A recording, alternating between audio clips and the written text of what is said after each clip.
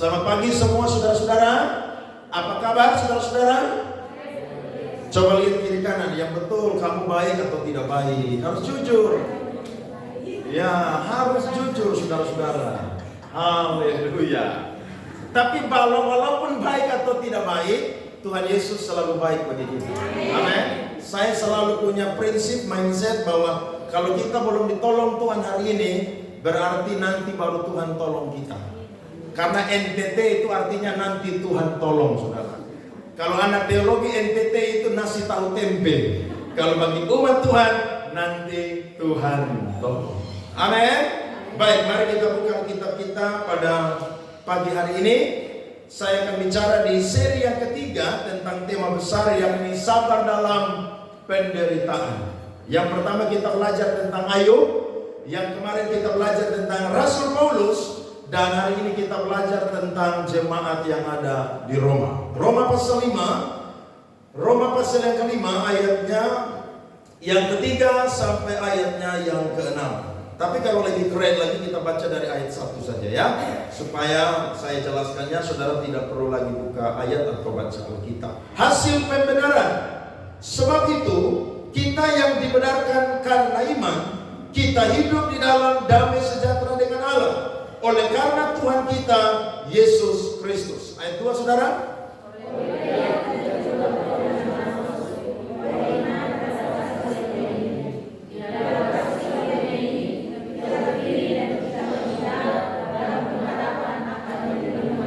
Amin. Perhatikan ayat 3. Ini yang akan kita bahas pagi hari ini. Dan bukan hanya itu saja, kita malah bermegah juga dalam kesengsaraan kita. Garis bawahi kalimat itu, karena kita tahu bahwa kesengsaraan itu menimbulkan ketekunan dan ketekunan. Saudara ayat 4 saudara mulai. Dan ketekunan menimbulkan dalam posisi, dan posisi menimbulkan pengharapan. Dan pengharapan tidak mengecewakan, karena kasih Allah telah dicurahkan di dalam hati kita oleh Roh Kudus yang telah dikaruniakan kepada kita. 2-3 sama-sama. Karena waktu kita masih lemah, Kristus telah mati untuk kita orang-orang durhaka pada waktu yang ditentukan oleh Allah. Beri tepuk tangan untuk firman Tuhan ini saudara-saudara. Kurang lebih 1200 tahun manusia, khususnya orang-orang Yahudi itu dikurung oleh satu mindset yang salah atau satu pemikiran yang salah yang berbunyi manusia akan diselamatkan karena melakukan hukum Taurat. Bukan waktu yang singkat, 12 abad atau 1200 tahun. Mereka salah mengerti. Sebenarnya hukum Taurat itu diberikan saudara-saudara bukan untuk keselamatan manusia, tapi hukum Taurat itu diberikan supaya dosa itu diperhitungkan. Lihat Roma pasal yang kelima tadi ayat 13. Alkitab berkata, sebab sebelum hukum Taurat ada, telah ada apa saudara? Dosa di dunia. Tetapi dosa itu tidak diperhitungkan kalau tidak ada hukum Taurat. Amin saudara-saudara. Jadi betapa bersyukurnya saya dan saudara hari ini diselamatkan bukan lagi melakukan hukum Taurat, tapi Alkitab mencatat bahwa saya dan saudara diselamatkan karena dibenarkan oleh iman. Ini menjadi pemahaman teologi yang mendoktrin kita, yang mendogma kita hari ini, supaya saya dan saudara jangan lagi diperhambat dengan hukum Taurat. Sebab saya dan saudara itu dibenarkan mutlak karena iman. Kenapa saudara-saudara? Karena kalau hanya hukum Taurat yang menyelamatkan manusia, maka hanya orang-orang Yahudi sajalah yang masuk surga. Tetapi karena dibenarkan oleh iman, kasih karunia Tuhan berikan kepada kita, maka semua orang yang mau percaya kepada Tuhan Yesus Kristus yang adalah Tuhan dan Juru Selamat, maka dia pun juga diselamatkan dan masuk surga. Perhatikan Roma 4 ayat 16. Alkitab berkata, Roma pasal 4 ayatnya yang ke-16. Karena itulah kebenaran berdasarkan iman. Supaya apa saudara-saudara? Merupakan apa? Kasih karunia. Apa itu kasih karunia? Kasih karunia adalah apa yang Tuhan punya itu diberikan kepada kita dengan cuma-cuma. Tanpa ada jasa, tanpa ada kebaikan daripada saya dan saudara. Sebab Yesaya berkata, kesalehan manusia itu sama seperti kain kotor. Jadi saya dan saudara ini orang-orang yang harusnya tidak diselamatkan. Sehingga janji itu berlaku bagi semua keturunan Abraham. Saya dan saudara keturunan Abraham. Kita bukan orang Israel. Kita orang Rote, orang Sabo, orang Alor, orang Soe, Kefa, Atambua, Cina, mana lagi, Vietnam, Thailand. Tidak ada di sini Vietnam dan Thailand. Kita semua orang-orang non-Yahudi. Tapi karena ada satu orang yang beriman namanya adalah Abraham, dan saya dan saudara diselamatkan oleh penebusan Kristus, maka saya dan saudara pun juga adalah keturunan daripada Abraham. Amin. Bilang sama kiri kanan, opa kita namanya Abraham. Amin. Alkitab berkata, bukan hanya bagi mereka yang hidup dari hukum Taurat, baca sama-sama 23, tetapi juga bagi mereka yang hidup dari apa? Iman Abraham. Sebab Abraham adalah apa? Bapa kita semua. Itu yang saya bilang tadi. Kita semua punya opa namanya Abraham. Hanya bedanya Abraham tidak pakai marga di belakang. Nah, ada seorang teolog, dia penulis tafsiran-tafsiran Alkitab yang sangat luar biasa. Namanya adalah Timothy Keller. Dia pernah berkata begini. Dibenarkan oleh iman adalah datang kepada Allah dengan tangan yang kosong. Saudara tahu datang kepada Allah dengan tangan yang kosong? Artinya saya dan saudara ini diselamatkan tanpa datang kepada Allah. Saudara itu tidak bawa apa-apa. Kalau saya dan saudara hidup dalam hukum Taurat, mau datang kepada Allah dapat pengampunan, selalu bawa apa? Korban. Saudara tahu dalam kitab Imamat ada korban sajian, ada korban penghapus dosa, ada korban penebus salah, ada korban bakaran, kemudian ada korban apa? Keselamatan. Tapi sekarang ketika saya dan saudara dibenarkan oleh iman, maka disitulah titik awal saya dan saudara datang kepada Allah dengan tangan yang kosong. Berarti kita ini tidak ada modal apa-apa untuk diselamatkan oleh Tuhan. Amin. Hanya apa saudara? Kasih karunia. Bilang sama kiri kanan lagi, makanya jangan makan puji. Loh iya dong. Amin. Sebab Roma 10 ayat 9 sampai 10 bilang apa? Jika engkau mengaku dengan mulutmu dan percaya dalam hatimu bahwa Yesus adalah Tuhan dan Juru Selamat, maka engkau akan apa? Diselamatkan. Jadi injili orang itu saudara gampang sekali. Kamu percaya Yesus hari ini, mati apa saudara? Masuk surga. Tapi biar engkau mau punya amal kebaikan model apapun, tidak mau mengaku Yesus adalah Tuhan dan Juru Selamat, minta maaf, mati masuk neraka. Berarti ikut Tuhan itu mudah sekali. Amin. Tapi ada banyak orang saudara tidak mau iring Tuhan. Padahal iring Tuhan itu gampang sekali. Ketika kita percaya dia adalah Yesus dan Tuhan, maka saya dan saudara langsung berpindah dari gelap pindah ke terang. Dari warga negara Indonesia pindah menjadi warga negara apa? Sorga. Saya mau berkata, pindah warga negara yang paling gampang itu jadi warga negara sorga. Saudara mau jadi warga negara Amerika, saudara pergi tinggal 10 tahun di Amerika pun juga dengan visa turis mungkin atau ilegal, saudara belum tentu jadi warga negara Amerika. Betul? Tapi kalau saya dan saudara jadi warga negara surga, hari ini percaya Tuhan Yesus, langsung berpindah jadi warga negara surga. Berarti kita punya kewarganegaraan ada dua. Indonesia, kemarin ulang tahun keberapa saudara-saudara? Sampai kalau ada saudara yang tidak tahu itu keterlaluan. 79 tahun Indonesia sudah merdeka. Nah, saya percaya kewarganegaraan kita pun juga itu akan kekal di surga.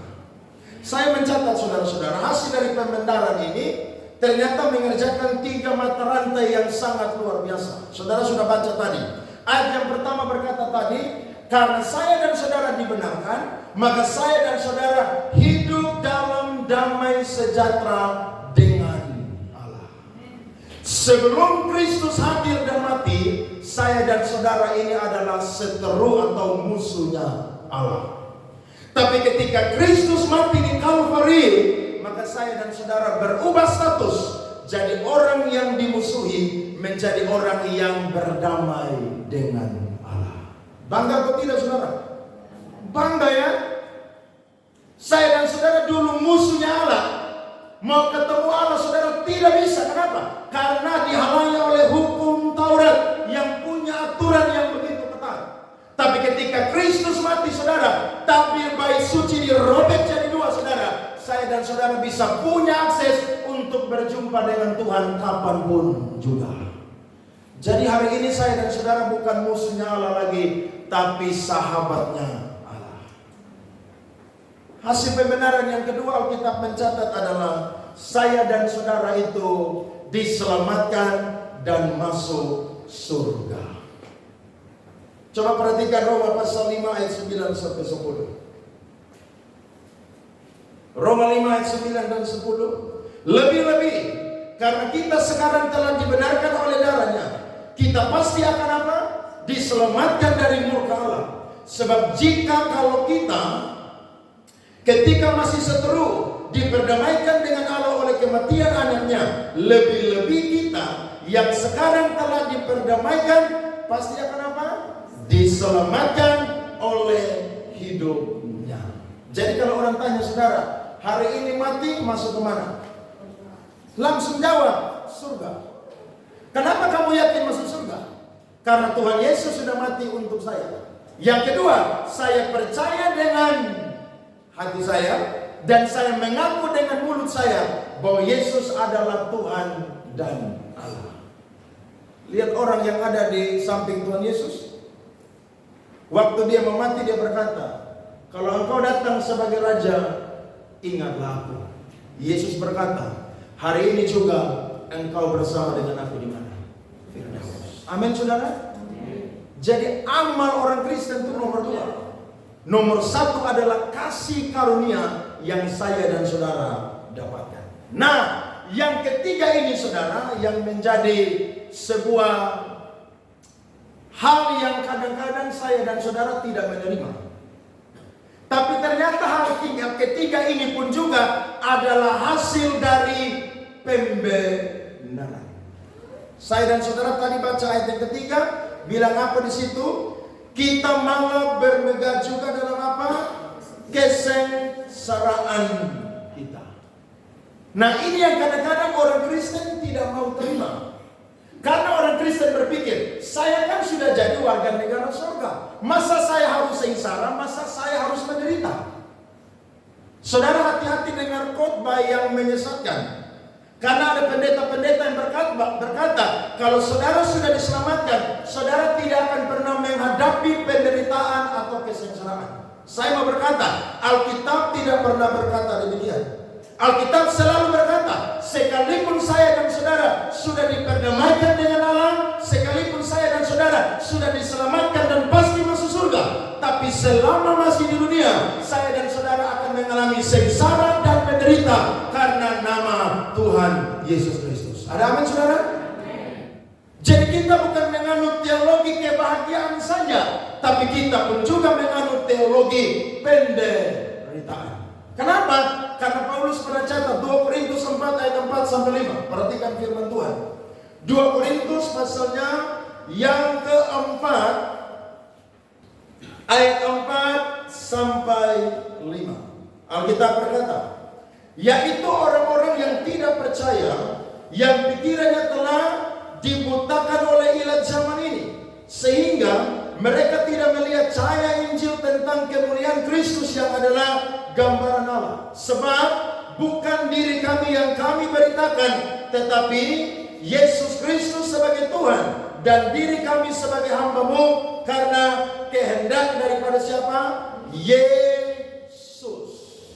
Sehingga saya dan saudara harus taruh di hati dan pikiran kita bahwa selama saya dan saudara jadi anak Tuhan di muka bumi ini, maka sengsara atau penderitaan pun juga akan menimpa kita. Berapa banyak yang hari ini iring Tuhan dapat tantangan? Semua ya. Yang mungkin saudara belum ditampar lah, tapi saudara dikatain tetangga so suci. Sudah? Mau masuk surga hidup-hidup.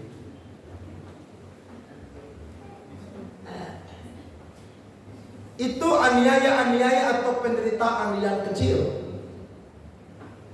Tapi saya yakin saya dan saudara akan mengalami hal-hal yang besar juga.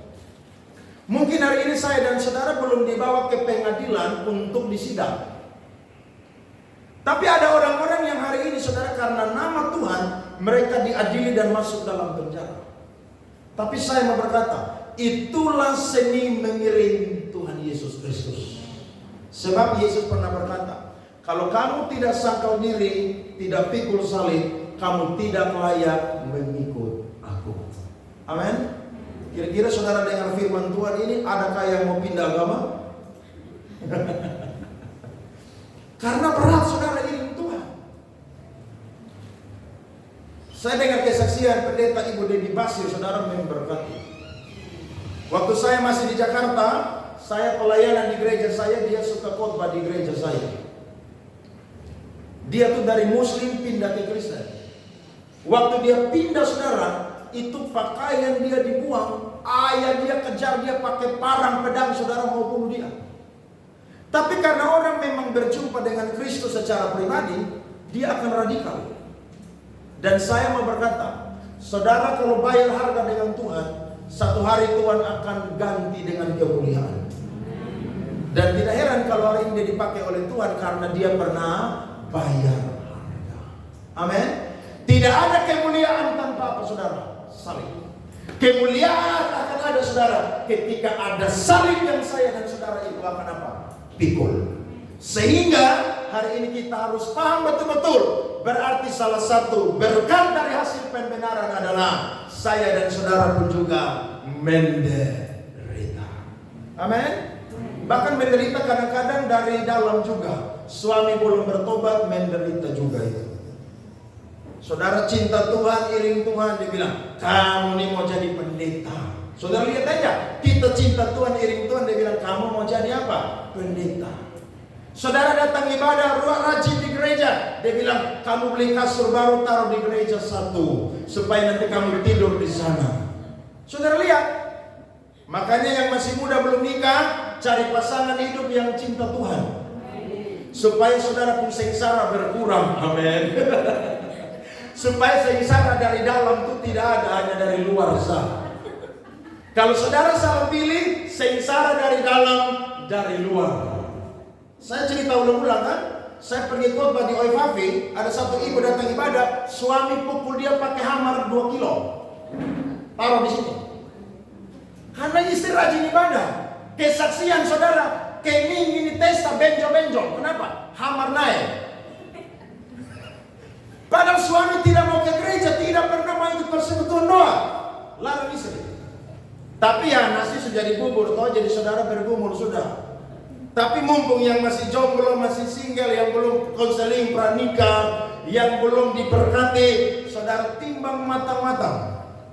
Kalau saya nikah dengan dia, kira-kira saya menderita dari dalam atau dari luar? Lo iya dong. Saudara doa, dia tidur ngorok. Menderita tidak? Menderita. Saudara rajin ibadah, dia bilang, sudah nanti Natal dan Paskah baru saya ke gereja aja. Seni mengiring Tuhan salah satunya adalah apa? Menderita.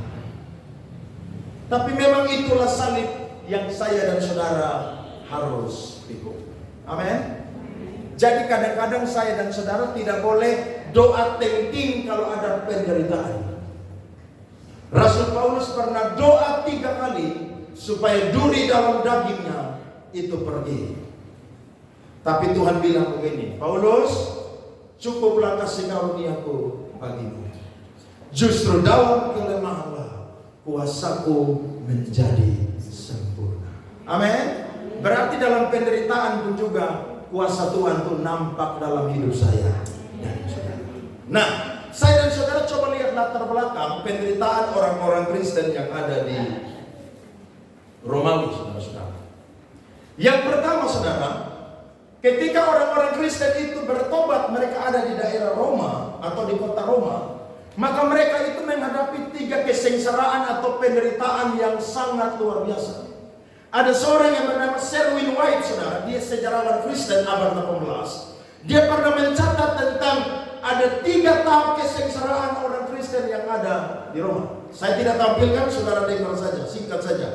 Yang pertama, ada sebuah undang-undang umum yang dirumuskan secara tepat dan berlaku untuk seluruh kekaisaran yang melarang praktik agama Kristen. Jadi orang Kristen kalau beribadah, saudara, harus sembunyi-sembunyi. Saya baca satu buku sekarang namanya buku Misi Kristen. Itu di Cina, saudara, ada 2 jenis gereja. Yang pertama gereja yang diizinkan oleh negara, yang kedua adalah gereja bawah tanah. Gereja yang diizinkan oleh negara adalah gereja yang harus mengikuti arus politik yang ada di Cina. Jadi pendeta bisa pimpin gereja, ibadah dengan bebas, tapi apa yang diomong oleh pemerintah, gereja harus ikut. Sedangkan yang kedua adalah gereja bawah tanah. Saya punya teman, ponakan dari pendeta John Adu GSDA, Pasar Impres. Dia dulu gembala di Sikumana. Tapi dia yakin, dia rasa bahwa panggilan saya bukan jadi gembala tapi misionaris. Sekarang dia jadi misionaris di Cina kurang lebih sudah 10 tahun. Dan dia melayani saudara-saudara sebagai hamba Tuhan di gereja bawah tanah. Orang mau baca Alkitab saja, saudara, tidak bisa keras-keras. Baca Alkitab dalam hati. Mau nyanyi tepuk tangan saja, saudara, tepuk tangan begini. Jadi mereka tepuk tangan bukan stroke stadium 4. Saudara tahu orang kalau stroke stadium 4, tepuk tangan begini. Makanya saudara belum stroke hari ini, tepuk tangan sepuas-puasnya. Amin. Khususnya yang masih muda-muda nih, jangan jahil-jahil memuji menyembah Tuhan. Daud yang raja saja, dia memuji Tuhan, dia berlepas, dia punya jubah, dia menari sampai ke orang gila. Jadi mumpung saya dan saudara masih dapat kesempatan, ayo sungguh-sungguh. Nah, jemaat di Roma hampir sama seperti jemaat yang ada di Cina. Mereka mau beribadah saja, saudara, sembunyi-sembunyi. Di NTT orang mau ibadah sembunyi, kok tidak? Tidak. Saudara mau bikin KKR dalam gang juga bisa. Tapi kadang-kadang orang anggap enteng pemberitaan Injil. Padahal Paulus bilang Injil adalah kekuatan Allah yang mampu menyelamatkan setiap orang yang percaya. Amin. Yang kedua, saudara, adalah orang Kristen itu dihukum oleh gubernur Romawi. Salah satunya adalah Herodes, saudara sudah tahu. Melalui penggunaan kekuasaan mereka untuk menjaga ketertiban, karena orang-orang Kristen telah memperkenalkan pemujaan asing. Yakni apa, saudara? Ketika mereka menyembah Yesus atau menyembah nama Yesus, maka mereka dikatakan memuja Allah yang asing. Sehingga saudara-saudara, yang menyebabkan kemurtatan nasional. Jadi bukan cuma sedikit orang yang bertobat, tapi begitu banyak orang yang bertobat di kota Roma gara-gara orang Kristen. Sehingga mereka sebut kemurtatan nasional. Sehingga mereka meninggalkan agama dan tradisi Romawi. Yang ketiga, Selwyn White mencatat, orang-orang Kristen diadili atas tindak pidana tertentu seperti pembunuhan anak, sihir, perkumpulan ilegal, dan pengkhianatan. Sebuah tuduhan yang didasarkan pada penolakan orang Kristen untuk menyembah keilahian kekaisaran. Jadi sederhananya begini, orang Kristen disuruh mengaku bahwa kaisar itu adalah Tuhan. Tapi orang Kristen tidak akan pernah bergeser komitmen imannya. Sebab bagi orang Kristen, Tuhan itu siapa, saudara? Yesus Kristus. Kita belum pernah ditaruh pisau di leher, ya? Yesus atau dewa? Belum pernah, kan? Berarti saya dan saudara lebih baik daripada jemaat di Roma. Tantangan penderitaannya masih gampang. Tapi orang-orang Kristen yang ada di Roma, mereka dipaksa saudara-saudara untuk mengaku bahwa kaisar itu adalah Tuhan. Sampai-sampai ada seorang apologet abad kedua, namanya adalah Tertullianus. Tertullianus adalah pencetus daripada konsep Tritunggal. Dia pernah berkata begini, semua penderitaan yang dihadapi oleh orang Kristen itu disebabkan karena apapun yang diperbuat oleh orang Kristen, itu semuanya selalu salah di depan pemerintahan Romawi. Jadi apapun yang orang Kristen perbuat itu selalu salah. Jadi orang Kristen itu selalu salah dimengerti. Orang Kristen mau ibadah dianggap nanti injili orang di luar untuk jadi Kristen. Saya mau berkata, tujuan pemberitaan Injil yang pertama bukan untuk menjadikan orang itu Kristen, bukan. Tujuan pemberitaan Injil yang pertama adalah supaya Injil tentang keselamatan itu diberitakan dengan benar. Orang mau jadi Kristen itu nomor 2, amin. Sebab Yesus tidak pernah bilang orang jadi Kristen dulu baru diselamatkan. Tapi siapa yang percaya Yesus adalah Tuhan dan Juru Selamat, pasti dia akan apa? Diselamatkan. Dan saya yakin, kalau dia sudah yakin dengan keselamatannya, maka dia pun juga akan radikal jadi orang Kristen. Sebab Kristen artinya adalah pengikut Kristus. Dari latar belakang ini, kira-kira saya dan saudara masih cinta Tuhan Yesus? Saudara bersuara rendah sekali. Padahal pisau belum ada di leher.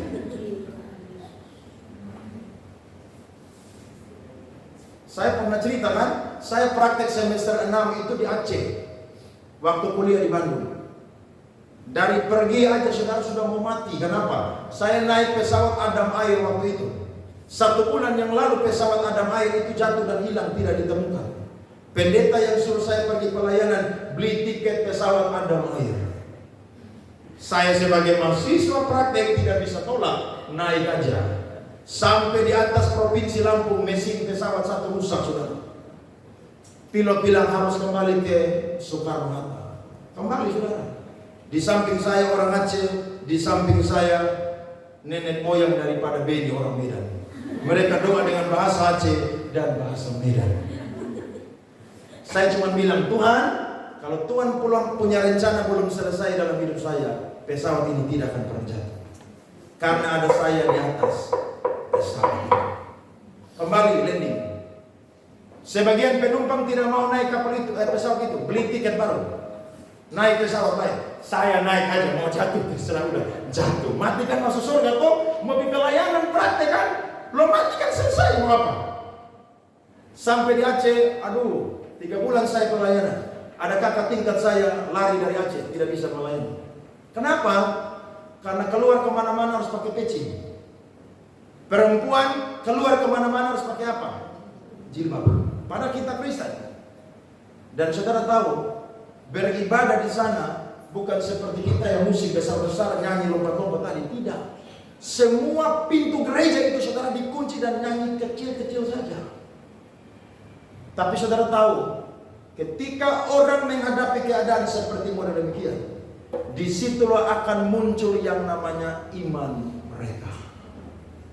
Berarti saudara, berkat yang pertama yang firman Tuhan catat bagi kita, ketika saya dan saudara sengsara, maka berkat yang pertama adalah saudara-saudara, kesengsaraan itu menimbulkan apa saudara? Ketekunan. Kira-kira betul atau tidak saudara-saudara? Contoh, orang sehat ya, orang sehat nih. Dia tidak pernah ibadah. Dia selalu kerja cari uang betul alkitabiah. Tapi kalau sampai overlap saudara, itu tidak alkitabiah lagi.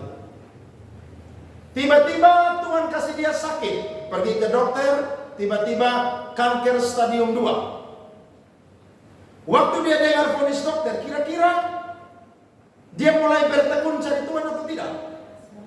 Masih akan cari Tuhan tuh, saya yakin. Ya semua kita kan pasti mati toh. Tapi saya mau berkata, Semua orang pun juga pasti takut mati. Kenapa? Karena mungkin ada yang usianya masih muda. Tiba-tiba umur baru 40 tahun, dokter vonis kanker stadium 2. Saya yakin, saudara yang selalu injili dia, saudara yang selalu ajak dia ke gereja setiap hari Minggu datang di KPC, nanti hari Sabtu dia sudah ingatkan saudara, besok jemput saya jam 8 pagi, karena saya mau gereja di KPC. Padahal ibadah jam berapa saudara? Bayangkan, pelayan belum ada, dia sudah ada di depan. Saudara tidak pernah berdoa, bangun pagi langsung mandi kerja. Ya, saudara target bos di kantor, saudara eksekusi semua baik. Pulang malam sudah capek, tidak pernah saat berdoa. Tiba-tiba tanpa ada hujan angin, saudara di PHK oleh kepala. Saya yakin saudara akan bangun pagi-pagi untuk apa? Doa. Betul? Jam 9 lagi nanti saudara akan apa? Doa. Kan PHK atau pengangguran. Jam 12 akan apa lagi saudara? Doa. Jam 3 akan apa lagi saudara? Doa. Jam 6 akan apa lagi saudara? Doa. Jam 9 malam sebelum tidur akan apa lagi? Doa. Saudara kita sholat berapa waktu? 5 waktu. Saudara sholat ibadah 6 waktu. Berarti saudara-saudara, penderitaan hasilnya adalah apa? Menimbulkan ketekunan. Ketika saya dan saudara menderita, mau tidak mau harus apa? Bertekun. Kita yang tidak pernah mau baca Alkitab, pendeta sudah suruh, ayo baca Alkitab tiap hari.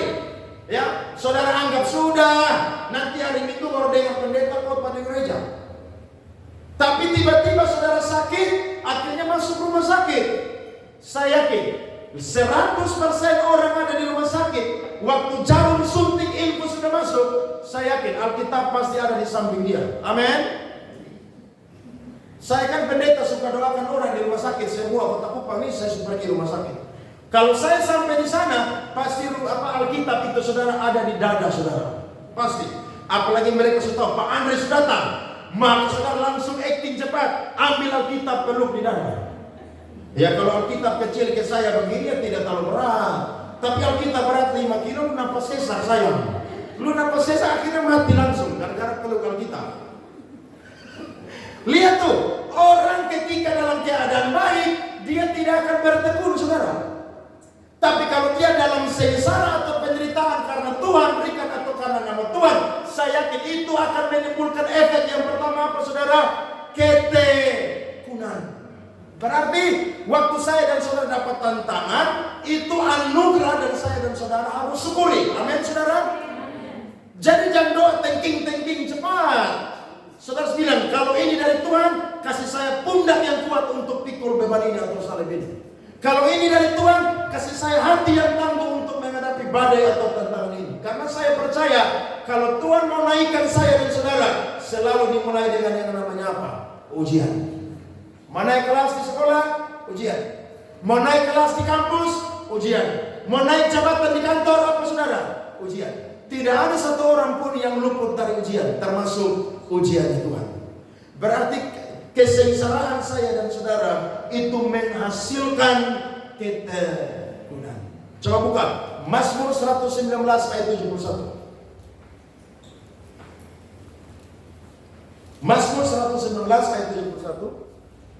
Mari kita baca firman Tuhan ini sama-sama sambil saudara tepuk pundak orang ada di samping kalau dia ada di samping saudara. Baca firman ini sama-sama. Mazmur 119 ayat 71. 1, 2, 3. Bahwa aku tertindas itu baik bagiku, supaya aku belajar ketetapan. Amin saudara. Berarti ketika kita tertindas itu baik bagi kita. Makanya istri-istri doa buat suami yang kepala batu. Nanti ketika mereka sudah terbaring, mereka yang laki-laki saudara akan jadi aki-aki saudara tahu. Saya ini jarang sakit saudara. Tapi kalau saya sakit satu kali, saya noe becek saudara tahu. Serius, tanya Oma Saleh, Oma Yola. Mereka masih kuat, saya ini lebih parah saudara. Sampai saya suruh Sevanya pijit papa, naik ke atas belakang papa karena badan sakit semua. Jadi kalau saudara ini injili orang masih kepala batu, doakan dia terus. Dia akan sampai di satu titik, dia akan stop di situ. Dan kalau Tuhan punya rencana buat dia akan bertobat juga. Jadi duri dalam daging kita itu banyak sekali. Tapi saya mau berkata, ketika saya dan saudara sengsara atau menderita seperti jemaat di Roma, itu akan menimbulkan yang namanya ketekunan. Amin. Tiap hari saudara akan baca Alkitab. Saya suruh saudara baca satu hari 2 pasal, saudara baca satu hari 20 pasal. Luar biasa. Sampai belum habis tahun 2024, saudara sudah habiskan 66 kitab. Pendeta Yusuf Rodi saya sudah saksikan kan? Karena nama Tuhan masuk penjara 6 tahun. Tapi justru di penjara dia baca Alkitab saudara puluhan kali. Kalau orang pencuri, korupsi, bunuh orang, masuk penjara, stres. Tapi kalau orang karena nama Tuhan di penjara baca Alkitab. Waktu keluar Tuhan langsung promosi jadi apa? Pendeta. Jadi saya dan saudara ketika dalam keadaan yang santai atau baik-baik saja, mungkin kita masih kurang bertekun. Tapi waktu dalam penderitaan atau sengsara, itu baik bagi kita. Supaya saya dan saudara bertekun. Tekun dalam ibadah, tekun dalam berdoa, tekun dalam baca Alkitab, bahkan juga tekun dalam berbuat baik kepada Tuhan dan sesama. Itu yang pertama. Sedangkan efek yang kedua itu saudara-saudara, Alkitab mencatat penderitaan di dalam Kristus menimbulkan tahan uji. Nah ini yang keren. Kenapa? Karena Ayub pernah berkata, jika Tuhan memuji dia, maka dia akan muncul seperti apa saudara? Muncul seperti apa? Seperti emas. Saudara buka Amsal 17 ayat 3. Mari kita baca firman Tuhan ini. Amsal 17 ayat yang ketiga. Amsal pasal 17 ayatnya yang ketiga. Mari kita baca firman Tuhan ini. 1, 2, 3. Kui adalah untuk melebur perak dan perapian untuk melebur emas, tetapi Tuhanlah yang menguji hati. Saudara lihat firman Tuhan. Ternyata kesengsaraan kita itu efek yang kedua akan menimbulkan apa? Tahan uji. Jadi orang Kristen kalau mau lihat dia cinta Tuhan, jangan lihat dia pada waktu uang banyak. Jangan lihat itu. Jangan lihat dia ketika dia kaya. Jangan lihat itu. Jangan lihat dia ketika dia punya karir naik, saudara. Jangan lihat dia ketika dia dalam keadaan sehat walafiat. Jangan lihat itu. Lihat ketika dia cinta Tuhan, ketika dia dalam keadaan titik terendah dalam kehidupannya. Itu lihat di situ. Waktu saudara kaya, tiba-tiba Tuhan langsung buat seperti Ayub miskin melarat. Apakah saudara tahan uji?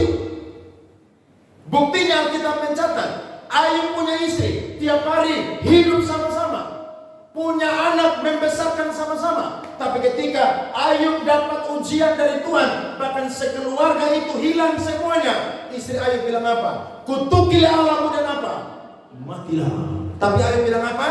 Engkau berkata seperti perempuan gila. Jadi kalau ada suami-suami di sini, ada istri yang bilang begitu, engkau gila. Tapi kalau ada suami-suami juga yang bilang begitu, engkau berkata seperti laki-laki gila. Balik. Ya karena kan waktu itu yang berkata kan istrinya Ayub toh. Jadi Ayub bilang engkau berkata seperti perempuan gila. Masa kita hanya mau menerima yang baik dari Allah, sedangkan yang tidak baik kita tidak mau menerima. Saudara lihat, Ayub punya mindset yang berbeda. Dia tahu bahwa ketika Tuhan menguji dia akan muncul seperti emas. Amin. Dan saya percaya orang Kristen sejati waktu mendapatkan sengsara atau penderitaan karena nama Tuhan, disitulah akan terbukti dia tahan uji atau tidak. Sama seperti perak saudara, ketika dibakar dalam kuih, waktu ditempa dia akan muncul benar-benar menjadi perak. Seperti emas yang dibakar saudara di perapian yang menyala-nyala, dia akan muncul menjadi apa? Emas. Orang Kristen sejati ketika menghadapi sengsara atau penderitaan, dia akan muncul seperti emas. Amin. Jadi saudara-saudara, iring Tuhan di dunia ini sangat-sangat penuh dengan penderitaan. Tapi Paulus bilang begini, jika kemah tempat kediaman kita diambil dari dunia ini, maka saya dan saudara berpindah ke kemah yang tidak akan pernah berakhir. Namanya apa saudara? Sorga. Sebab ketika Yesus naik ke sorga, salah satu tugas dari 3 tugas yang dia buat adalah menyediakan tempat bagi saya dan saudara di sorga. Amin. Dia akan datang kedua kali untuk menjemput saya dan saudara, karena dia mau di mana dia berada, saya dan saudara pun juga berada bersama dengan dia. Beri tepuk tangan kepada Tuhan. Amin. Jadi saya dan saudara, ayo mari terima ujian dari Tuhan. Disitulah akan terbukti saya dan saudara tahan uji atau tidak. Saya dan saudara punya mental seorang pengikut Kristus atau mental kerupuk. Kemarin saya khotbah minggu lalu tentang Rasul Paulus. Saudara masih ingat? Rasul Paulus bilang begini, sengsara di padang gurun, sengsara di mana? Di laut. Sengsara di mana? Darat. Waktu itu belum ada pesawat terbang. Kalau sampai ada pesawat terbang pun juga, hujan angin badai pun juga, Paulus tetap terbang dan melayani Tuhan. Bahkan Paulus pernah bilang begini, jangankan penjara dan sengsara, maut sekalipun, aku tidak akan pernah meninggalkan pelayanan untuk memberitakan Injil kasih karunia Allah. Dia harus lari sampai garis finish. Dan orang yang tahan ujilah yang akan mendapatkan mahkota.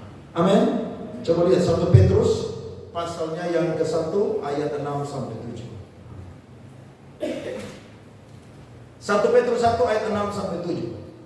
Bergembiralah akan hal itu, sekalipun sekarang ini kamu seketika harus berduka cita oleh berbagai-bagai pencobaan. Maksud semuanya itu ialah untuk membuktikan kemurnian apa? Imanmu. Jadi tantangan penderitaan sengsara datang tuh membuktikan kemurnian iman kita. Makanya saya senang kalau saudara semua kita ibadah nih nyanyi tepuk tangan tuh, saya senang, lompat-lompat semua. Saya paling senang begitu. Tapi ingat, waktu saya dan saudara menghadapi penderitaan atau sengsara, sukacita semangat saya dan saudara tidak boleh pudar. Amin. Tidak boleh. Karena justru dalam sengsara atau penderitaanlah di situ akan membuktikan kemurnian iman kita. Saudara dulu rajin ibadah, tiba-tiba sakit atau bangkrut atau memang saudara sudah menghadapi tantangan, saudara muntaber dari gereja. Saudara muntaber, mundur tanpa berita dari gereja. Pendeta tanya, dia kemana nih? Kok tidak ada kabar berita? Ditelepon tidak mau jawab, dikunjungi dia banyak alasan. Ternyata dia dapat tantangan penderitaan, dia tidak tahan uji. Ya, jadi saudara-saudara kita semua yang hadir pagi ini, dengar firman Tuhan ini. Bahkan Petrus pernah berkata, lagi dia sambung saudara, yang jauh lebih tinggi nilainya daripada emas yang fana, yang diuji kemurniannya dengan apa saudara? Api. Ketika orang Kristen dibaptis, maka Tuhan juga bilang begini, kamu akan dibaptis dengan Roh Kudus, dibaptis juga dengan apa? Api. Berarti iring Tuhan saudara diselamatkan, disertai Roh Kudus, bahkan juga saudara diberikan karunia-karunia Roh Kudus. Tapi jangan lupa, saya dan saudara pun juga akan dibaptis dengan apa? Api. Artinya saya dan saudara akan masuk dalam tantangan. Saudara ingat saudara bertobat mungkin dulu? Dulu waktu saya bertobat, saya mau pergi ibadah, saya masih main gitar waktu masih SMA kelas 2 waktu itu. Saya bungkus Alkitab saudara di kantong plastik hitam. Karena waktu saya keluar dari rumah, anak-anak banyak duduk di gang. Mereka bilang, nyong haleluya pergi ibadah. Siapa saudara? Nyong Haleluya. Saudara tahu saya pun nama langsung diganti dari Andre berubah menjadi Haleluya. Coba saudara ingat, saudara waktu iring Tuhan dulu tuh tantangannya seperti apa? Tapi ketika sekarang saudara saya jadi pendeta, justru mereka tidak panggil Nyong Haleluya lagi. Mereka bilang, "Salam Pak Pendeta." Berubah toh? Artinya begini, olok-olokan manusia itu akan ada batasannya. Saudara dihina, diolok hari ini, mungkin diolok. Tapi saya yakin satu saat ketika Tuhan sudah rubah hidup kita, orang akan malu hati dengan kita. Orang bilang betul, dia pengikut Tuhan Yesus Kristus sejati. Sekarang saya kemanapun juga, orang selalu bilang, "Pak Pendeta Shalom." Padahal dulu iring Tuhan, mereka olok-olok saya. Tapi disitulah saya dan saudara membuktikan tahan uji atau tidak. Dan saya hari ini sudah melayani Tuhan 23 tahun. Tidak pernah kecewa dengan manusia dan tinggalkan pelayanan. Tidak pernah. Manusia boleh mengecewakan, tapi yang panggil saya untuk jadi anak Tuhan dan melayani adalah Tuhan Yesus Kristus. Maka saya tidak boleh bergeser sedikit pun untuk menjadi hamba Tuhan dan juga pengikut Yesus. Amin. Itu tantangan cuma ecek-ecek kalau saya bilang. Orang belum pernah tampar saya gara-gara nama Tuhan, belum pernah. Belum pernah. Tapi kalau satu saat saya dan saudara ditampar karena nama Tuhan, berarti itu kasih karunia daripada Tuhan. Amin. Yang penting jangan saudara duduk-duduk lagi baca koran, main TikTok, tiba-tiba orang tampar saudara. Nah itu tampar balik dia. Karena saudara ditampar bukan karena Injil. Amin. Jadi jangan salah tafsir Alkitab loh. Ada pendeta hamba Tuhan sesat berkata, kalau ada yang tampar pipi kiri, balas dia pipi kanan dan pipi kiri. Kalau Injil atau demi Injil, kasih. Tapi saya yakin dan percaya, salib kita berbeda-beda. Amin. Salib kita beda. Semua kita tidak akan menghadapi sengsara yang sama. Saya punya sengsara, saudara beda dengan saudara. Saudara pun sengsara juga beda dengan saya. Itu sebabnya disinilah kesempatan bagi saya untuk membuktikan bahwa saya dan saudara itu tahan uji. Amin. Dulu saudara rajin berdoa, waktu dapat tantangan hari ini justru harus lebih rajin berdoa lagi dengan Tuhan.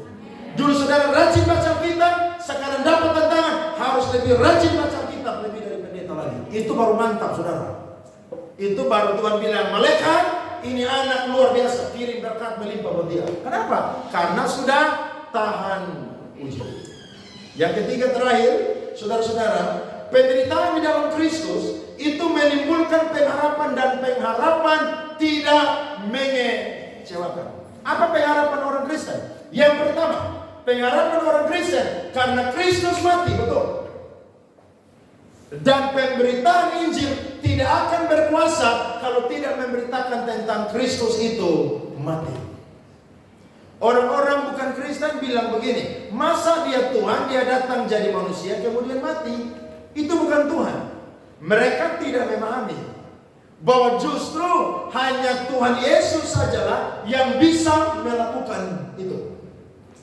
Nabi boleh banyak, imam boleh banyak, rasul boleh banyak, tapi juru selamat cuma satu, Yesus Kristus. Amin saudara. Itulah yang menjadi iman saya dan saudara. Makanya orang bilang, orang Kristen itu bodoh ya. Saya suka live, sekarang saya live di TikTok khotbah Senin sampai Jumat jam 12 sampai jam 1. Ada aja orang-orang dari non-Kristen yang bilang Yesus itu cuma utusan. Betul, dia utusan karena dia mau menyelamatkan manusia. Tapi ingat, dia pun juga adalah Tuhan. Karena ketika dia ada di dunia, sorga mengakui dia adalah Tuhan. Dan ketika orang-orang mengalami mujizat, mereka mengakui dia pun juga adalah Tuhan. Jadi iman Kristen itu kuat karena ada satu pribadi yang mau mati bagi manusia. Namanya adalah Tuhan Yesus Kristus. Tapi bukan cuma sampai di mati saja saudara. Yesus pun juga bangkit dan hidup. Makanya kalau ada perempuan-perempuan ya ketemu dengan pria-pria tampan, ya ganteng, ya uang banyak, ya kerjanya bagus, karirnya bagus, tiba-tiba jatuh cinta dan langsung tinggalkan Tuhan Yesus. Itu perempuan yang paling malang di dunia. Setampan, seganteng, sekaya, semakmur apapun laki-laki itu, ingat, dia itu adalah debu tanah. Mati akan jadi debu tanah. Kalau kamu tinggalkan Yesus, kamu kehilangan keselamatan. Pengharapan yang diajar oleh Alkitab, Yesus bukan cuma mati, tapi dia bangkit dan hidup. Ada orang-orang yang berkata bahwa Yesus itu tidak mati, tapi hanya pingsan saja. Jadi waktu Yesus itu pingsan, orang-orang Roma itu lempar dia punya mayat itu di samping bukit Kalvari. Bahkan ada seorang yang berkata, ya, bahwa Tuhan Yesus itu tidak mati, tapi dia tuh pingsan sehingga dia dilempar-lemparin di dalam kubur Yusuf Arimatea. Jadi pagi-pagi sebelum murid-murid dan ibunya datang, Yesus itu sudah siuman. Yesus sudah sadar sehingga Yesus itu keluar dan geser itu kubur dan dia itu pergi ke Emmaus. Betul begitu, saudara? Itu orang-orang yang so tahu tentang iman Kristen. Bagaimana Yesus bisa geser itu batu kuburan punya Yusuf Arimatea yang dijaga oleh prajurit Romawi yang begitu ganas? Jangankan mereka itu mencuri atau murid-muridnya mencuri mayatnya Yesus. Waktu Yesus ditangkap di Getsemani aja, semua melarikan diri. Betul atau tidak? Petrus yang jago bilang begini, walaupun mereka semua pergi meninggalkan engkau, aku akan mati bersama dengan engkau. Yesus bilang begini, PU, sebelum ayam berkokok 3 kali, engkau akan menyangkal aku. Karena saudara-saudara, itu salib yang sangat menyakitkan. Bahkan Yesus punya keringat bercampur dengan yang namanya darah. Tapi justru hanya satu pribadi yang sebelum dia mati dia bilang begini, aku akan pergi ke Yerusalem, kemudian aku akan apa? Ditangkap, kemudian aku akan menderita, kemudian aku akan mati, dan aku akan bangkit pada hari yang keberapa? Saudara dapat di mana ada manusia yang tahu kapan dia mati dan tahu kapan dia bangkit? Adakah saudara-saudara? Tidak ada. Itu sebabnya orang Kristen cuma percaya satu pribadi, Yesus Kristus adalah Tuhan dan Juru Selamat. Di luar itu tidak ada keselamatan. Amin. Jadi jangan tinggalkan Tuhan Yesus. Amin. Biar saudara mungkin hari ini sakit, lemah, miskin, atau mungkin kehilangan semuanya, sekali Yesus tetaplah Yesus. Amin. Yang sudah umur 40 tahun belum dapat jodoh, tetap cinta Tuhan Yesus. Saya yakin dia lagi on the way. Saya percaya itu. Tuhan lagi bawa dia, tapi mungkin dia lagi macet di Puku Afu. Jadi Tuhan. Loh iya kan? Tuhan kan punya waktu yang selalu terbaik buat saya dan saudara. Amin, saudara-saudara. Dan saya percaya Alkitab berkata, ketika saya dan saudara jadi anak-anak Tuhan, saya dan saudara mendapatkan berkat yang ketika yang ini menderita. Tapi menderita bukan membawa saya dan saudara semakin turun, tapi membawa saya dan saudara semakin naik. Penderitaan bukan buat saya dan saudara semakin terpuruk, tapi semakin dimuliakan oleh Tuhan. Amin. Sampai mau diberkati oleh Tuhan melimpah-limpah dalam hidup. Amin. Harus lewat dulu yang namanya penderitaan. Amin. Jadi jangan cepat-cepat thinking atau tolak penderitaan. Kalau saudara dapat tantangan, saudara bilang, Tuhan saya percaya, kalau ini dari Tuhan, saya bukan hancur, tapi saya akan dimuliakan. Saya bukan jadi ekor, tapi saya akan jadi kepala. Saya bukan turun, tapi saya akan. Amin, saudara. Tuhan berkati kita semua. Mari tepuk tangan, bangkit berdiri, saudara. Amin.